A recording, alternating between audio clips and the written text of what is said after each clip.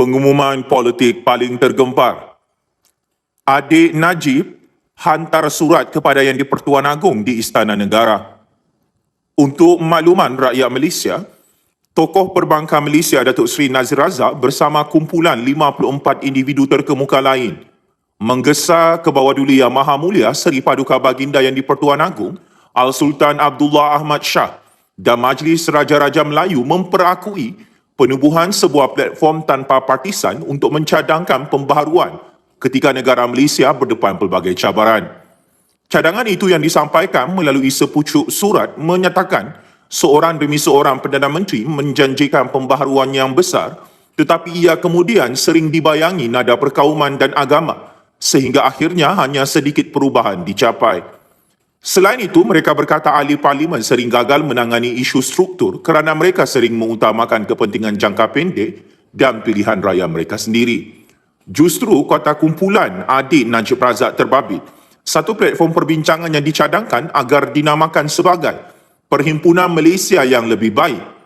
Ia akan menjadi pendekatan yang lebih berkenaan untuk mendorong pembaharuan.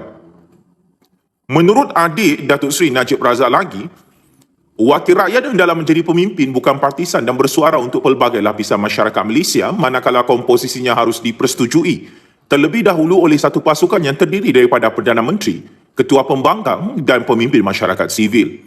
Sebarang kebuntuan dalam pemilihan ahlinya, kata adik Najib Razak hendaklah dirujuk kepada Majlis Raja-Raja Melayu untuk keputusan muktamad. Tambah Datuk Seri Nazir dan kumpulan berkenaan, platform itu akan membincangkan isu-isu kenegaraan dan reformasi institusi termasuk sistem pilihan raya, pembiayaan politik, hubungan persekutuan negeri, peranan institusi, tindakan afirmatif dan pendidikan. Ia dicadangkan untuk mengenal pasti dasar khusus dan perubahan perundangan yang diperlukan yang dianggarkan mengambil masa 18 bulan hingga 24 bulan melalui perbincangan secara tertutup untuk mencapai kata sepakat. Berdasarkan secret information, Agong dan Majlis Raja-Raja Melayu menerima surat tersebut bertarikh 29 Oktober 2021. Ia diedarkan kepada pihak media selepas berakhirnya mesyuarat ke-257 Majlis Raja-Raja Melayu semalam.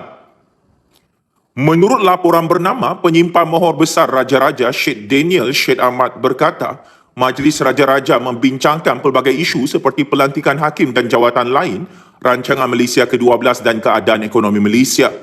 Dalam laporan itu tiada disebutkan mengenai cadangan menubuhkan badan yang disebut oleh adik Najib Razak serta 54 individu terbabit.